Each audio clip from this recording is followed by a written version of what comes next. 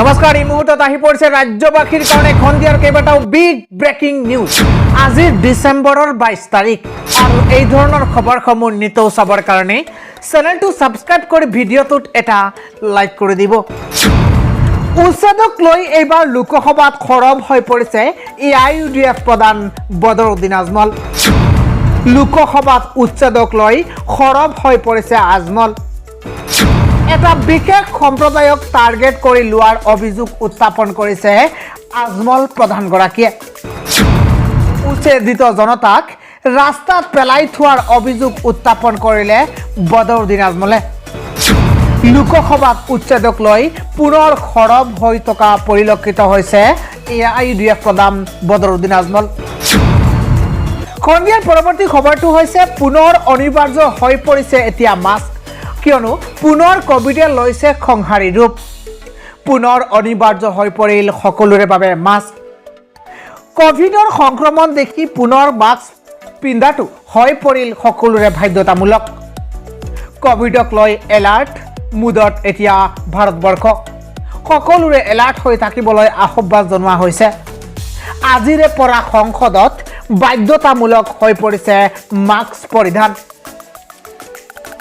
সংসদত মাস্ক পৰিধান কৰা দেখা গ'ল বিৰলা আৰু জগদীপ ধনখেৰক সংসদৰ কাৰ্যকালত সকলোকে মাস্ক পিন্ধিবলৈ আহ্বান জনালে বিৰলাই সাংসদসকলক সতৰ্কতা অৱলম্বন কৰিবলৈ আহ্বান জনোৱা হৈছে সাৱধানতা অৱলম্বন কৰাটো এতিয়া প্ৰয়োজন হৈ পৰিছে বুলি মন্তব্য বিৰলাৰ পুনৰ অনিবাৰ্য হৈ পৰিছে মাস্ক পৰিধান কৰাটো খন্দিয়াৰ পৰৱৰ্তী খবৰ হৈছে যোৰহাটত আজি এক ভয়াবহ অগ্নিকাণ্ডৰ সূত্ৰপাত ঘটিছে জুইত জাহ গৈছে 8খনকৈ ব্যৱসায়িক প্ৰতিষ্ঠান 3 মহলীয়া এখন আৱাসিক গৃহ যোৰহাটৰ মাৰুৱাৰী কাকুৰবাৰী সমীপত সংঘটিত হৈছে এক ভয়ানক অগ্নিকাণ্ডৰ ঘটনা এখন ব্যৱসায়িক প্ৰতিষ্ঠানত সংঘটিত হোৱা অগ্নিকাণ্ডই সমগ্ৰ অঞ্চলটোলৈ বিপদ কঢ়িয়াই আনিছে বিস্ফোৰণ হৈছিল এটাৰ পিছত এটাকৈ বহুকেইটা গেছ চিলিণ্ডাৰ বুধবাৰে নিশা সংঘটিত হোৱা এই অগ্নিকাণ্ডৰ জুই নিৰ্বাপিত কৰিবলৈ অগ্নি নিৰ্বাপক বাহিনীৰ যথেষ্ট চেষ্টা চলাই থকাৰ পাছতো বৰ্তমান পৰ্যন্ত অগ্নি নিৰ্বাপিত কৰিবলৈ সক্ষম হোৱা নাই সূত্ৰ অনুসৰি প্ৰায় 8খনকৈ ব্যৱসায়িক প্ৰতিষ্ঠান ভস্মীভূত হৈ পৰিছে ব্যৱসায়িক প্ৰতিষ্ঠানখনৰ পিছফালে থকা এটা 3 মহলীয়া ঘৰো সম্পূৰ্ণৰূপে ভস্মীভূত হৈ পৰিছে অসহায় হৈ পৰিছে অগ্নি নিৰ্বাপক বাহিনী ফলত ভয়ংকৰ পৰিস্থিতিৰ সূচনা হৈছে খন্দিয়াৰ পৰৱৰ্তী খবৰটো হৈছে ঢেকিয়াজুলিত বোমাৰ আতংক ঢেকিয়াজুলিৰ দলংৰ তলত উদ্ধাৰ কৰা হৈছে 6টাকৈ বোমা শোণিতপুৰৰ ডেকুৱেজুলিৰ চিৰাজুলি দলংৰ তলত উদ্ধাৰ কৰা হৈছে 6টাকৈ বোমা ঢেকিয়াজুলি আৰক্ষী আৰু সেনাৰ অভিযানত উদ্ধাৰ কৰা হৈছে বোমাকেইটা ঢেকিয়াজুলি আৰক্ষী থানাৰ অন্তৰ্গত 15 নম্বৰ ৰাষ্ট্ৰীয় ঘাইপথৰ ওপৰত অৱস্থিত চিৰাজুলি দলংৰ তলত উদ্ধাৰ কৰা হয় সমাগত খ্ৰীষ্টমাছ অথবা নৱবৰ্ষত কুটাঘাতমূলক কাৰ্যকলাপ সংঘটিত কৰাৰ বাবে কোনো নিষিদ্ধ ঘোষিত সংগঠনে বোমাকেইটা সংস্থাপন কৰাৰ সন্দেহ প্ৰকাশ কৰিছে আৰক্ষীয়ে উল্লেখযোগ্য যে বৰ্তমানলৈ কোনো সংগঠনে স্বীকাৰ কৰা নাই বোমাকেইটা সংস্থাপিত কৰাৰ কথা বোমাকেইটা হস্ত নিৰ্মিত বুলি জানিব পৰা গৈছে খন্দিয়াৰ পৰৱৰ্তী ডাঙৰ খবৰ হৈছে আজি এক ব্যতিক্ৰমী ৰূপত দেখা গৈছে অখিল গগৈ কিয়নো অখিল গগৈয়ে আজি বিধানসভাৰ মজিয়াত টি-শাৰ্টত শ্লোগান লিখি হাতত প্লেকাৰ্ড লৈ উপস্থিত হৈছে বিধানসভাৰ মজিয়াত আজি অসম বিধানসভাৰ শীতকালীন অধিৱেশনৰ তৃতীয়টো দিন শীতকালীন অধিৱেশনৰ তৃতীয়টো দিনত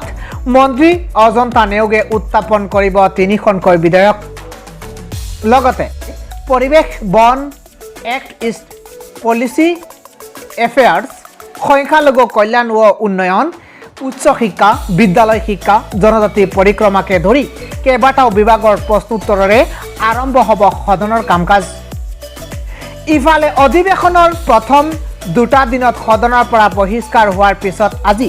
ব্যতিক্ৰমী ৰূপত বিধানসভালৈ আহিল শিৱসাগৰৰ বিধায়ক অখিল গগৈ শ্লোগান প্ৰিণ্ট কৰা টি-শাৰ্ট পিন্ধি বিধানসভাত প্ৰৱেশ কৰিলে অখিল গগৈয়ে সদনত প্ৰৱেশৰ পূৰ্বেই অখিল গগৈয়ে প্ৰদৰ্শন কৰিলে প্লেকাৰ্ড অখিল গগৈৰ প্ৰশ্ন 1 লাখ নিবনুৱাৰ নিযুক্তি কেতিয়া এবছৰত 1 লাখ নিবনুৱাৰ নিযুক্তি প্ৰতিশ্ৰুতি ক'ত হেৰাল বছৰি 1 লাখ চাকৰিৰ প্ৰতিশ্ৰুতি দুবছৰত পূৰণ হ'বনে নিবনুৱাক লৈ আৰু কিমান হেতালি খেলিব বিজেপি চৰকাৰে ইয়াৰ লগতে অখিল গগৈয়ে কয় 2022ৰ 31 মাৰ্চৰ পূৰ্বে 1 লাখ নিযুক্তিৰ প্ৰতিশ্ৰুতি প্ৰদান কৰিছিল চৰকাৰে 5 বছৰৰ ভিতৰত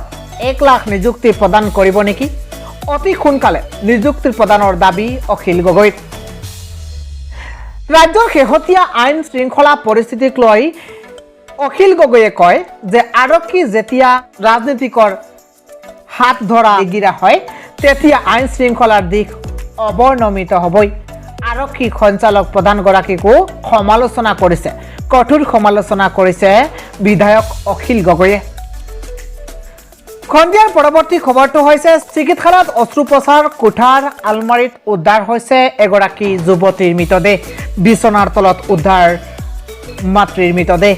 গুজৰাটৰ আহমেদাবাদত এক চাঞ্চল্যকৰ ঘটনা সংঘটিত হৈছে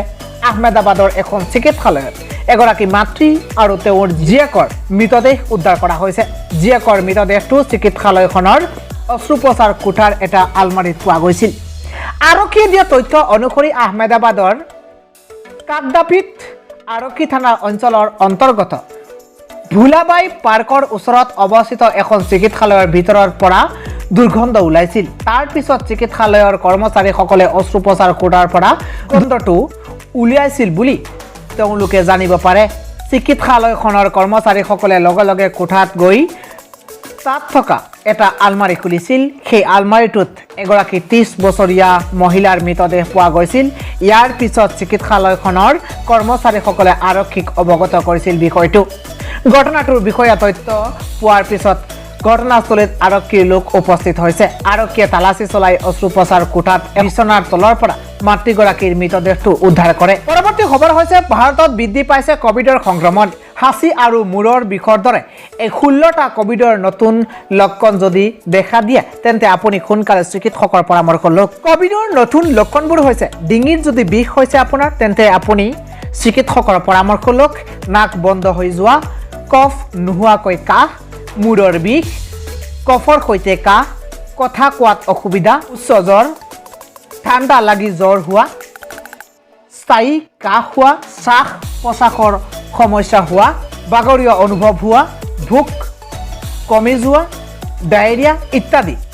এনে ধৰণৰ কেইটামান লক্ষণ যদি আপোনাৰ দেখা দিয়ে তেন্তে আপুনি অতি সোনকালে চিকিৎসকৰ পৰামৰ্শ লওক